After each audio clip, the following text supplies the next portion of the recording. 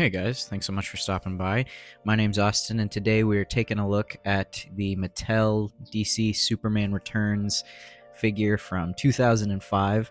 A little bit different of a review today. I kind of wanted to do this because of obviously, the new Superman movie coming out. I'm pretty excited for it. I have not seen it as of recording, so no worries about any spoilers or anything like that. But I was rewatching the old Superman movies, and I remembered this figure that as a kid I was obsessed with, and it had been lost to the annals of time. So I found it online for a really good price, new and in box, and I figured, hey, that would be a good thing to pick up and review on the channel. So I'm gonna treat this mostly like a typical review for a figure, like the way that I do all my other ones. But obviously, this is a ages 4 and up kids toy from 2005. Obviously, they're all kids toys, but you know what I mean. They're not collectibles. They're not aimed at a older market. They're aimed at kids. So keeping that in mind as we go through this review. First, let's go ahead and look at the box. I actually really like the box. It's done super well. It has that kind of classic Christopher Reeves logo and crystals, I guess is what they were, the Fortress of Solitude. Good picture there showing the figure, showing some of the limitations of the figure.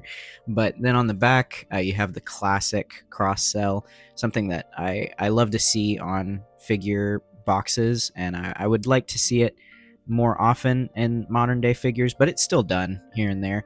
Then you have a write up. This is kind of a tall box. A write up of the kind of the synopsis, shows you how to get your Clark or your Superman into Clark. But anyways, that's all for the box. So now we'll get on to the aesthetics. Aesthetically, the costume is actually really good. The musculature is not very accurate to how he looked in the movie. They kind of buffed him up a little bit, but that kind of makes sense. For a kid's toy, you want your Superman to look heroic. I personally, maybe because this was the right movie for my age range, I really like the costume. I don't love the more muted colors. It kind of looks like the evil Superman in Superman 3, but I like the texture. I like the redesign of the logo. It kind of stays traditional, but it's a little bit tighter, a little bit smaller. I like the belt. The trunks are a little bit weird. They're kind of small. It's almost like they're kind of trying not to use them. And then the leathery boots, aren't the best thing in the world. I don't mind them, but the figure does a great job of kind of picking out all the detail. You can see the way that the boots are sculpted all the way down to the treads. You don't see that on even like modern day collectible figures. It's kind of rare. In fact, just looking at this Cowardly Lot Batman I just happen to have here, if I can just completely screw up my shot, I mean, that's that's kind of the standard, is getting under designed boots. But really cool that this figure does it. It would be probably nice to have peg holes, just because of, oh god, it would probably be nice to have peg holes just because of how difficult it is to get this guy to stand up because of the articulation scheme. But I mean, yeah, I feel like you couldn't really ask for much more in terms of sculpting detail. The soft goods cape, there's no wire in it or anything. It's simple, cheap fabric, but it does the job. It flares out a little bit more than I would like. It doesn't really lay the way that you would want it, and it attaches into the neck pretty well, but it's kind of far back. Another thing, talking about aesthetics, this head sculpt, it's it's just kind of a generic Superman head. To me, this doesn't look like Brandon Routh, like, in the slightest. Like, it doesn't even look like they really even tried to get the likeness. I doubt they had any trouble getting the likeness rights. It's not like Brandon Routh is some, crazy difficult to get actor. But yeah, this does not really look great. It's not a horrible head sculpt in general. I mean, it looks pretty good. It's a little bit angular, a little bit like just straight down. But yeah, I mean, for an ages 4 and up, for a mainline character or figure release, I think it really does a good job of looking like the movie figure or the movie character. So with that done, we will get on to the accessories. The accessories are really why we're all here. It's the gimmick of the figure. It being a kid's toy, it's got to have a play feature. And as a kid, I thought this play feature was the coolest thing in the world. I did it so much, swapping back and forth from Clark to Superman. But you know, this is I like this because it hides the spit curl S. It's a big thing with Superman. He's supposed to have different hairstyles. And with it being this like soft kind of rubbery material, it fits on easily. It looks so funny. It's I feel like maybe I did this wrong. Oh man. There we go. There, yeah, that all better. Um it's just I get what they were going for. I don't mean to be super negative. I mean, like I said, as a kid, this was awesome. And it's honestly better than some glasses we get today on figures. I think the big thing is just how goofy it looks like like a afro or something. But yeah, it gets the job done. Then you have two boot or shoes. These go over the Superman boots. They go on pretty easily. They're also that kind of soft, rubbery material. So they cover the boots well. They do, look like Crocs. They're absolutely giant, but you kind of have to because you have the boots already there. And as previously stated, the detailing on the boots is great. So I would rather have really well detailed boots and giant Croc dress shoes than anything else. But yeah, you get two of those. Those are good. Then you get the sweatpants. These are supposed to be dress pants, but obviously they're stretchy pants. They fit on the figure really well. I'm not going to do it on camera because it kind of takes way too long, and at a certain point you start to feel kind of stupid. I'm all for playing with action figures and stuff, but at a certain point you're like, okay, well now I'm dressing up my Superman doll. But it gets the job done. Then you have this vest and shirt combo. I actually really like this, the way that they did the collar. The Velcro works, and you've got the tie kind of detailed on there.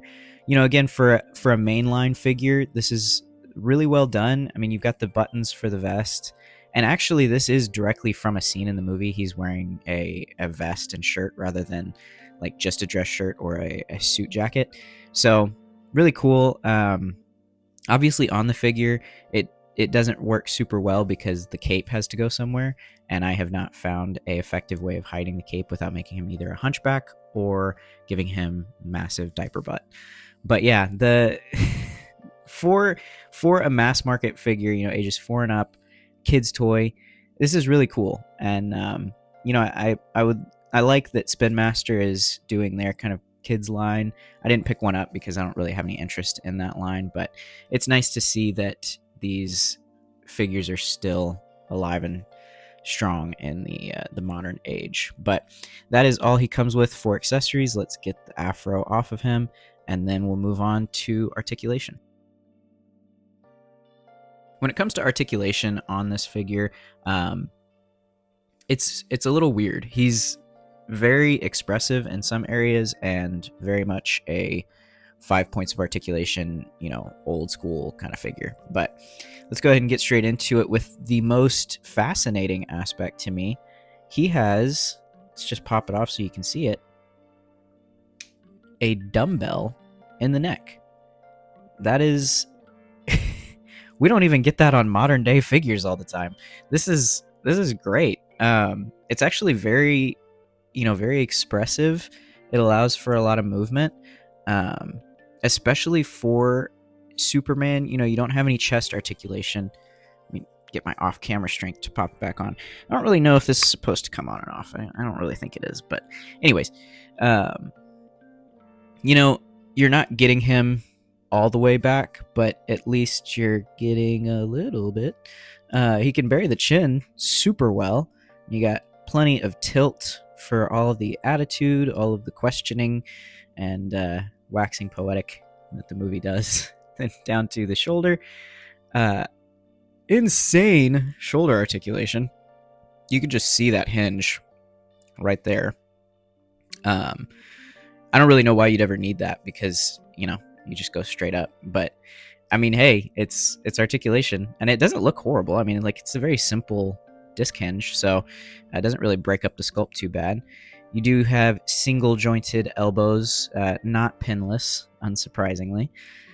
These, you don't even really get 90. You almost get 90 with these, so that's a little unfortunate. But then nothing at the wrists. So very, very simple articulation.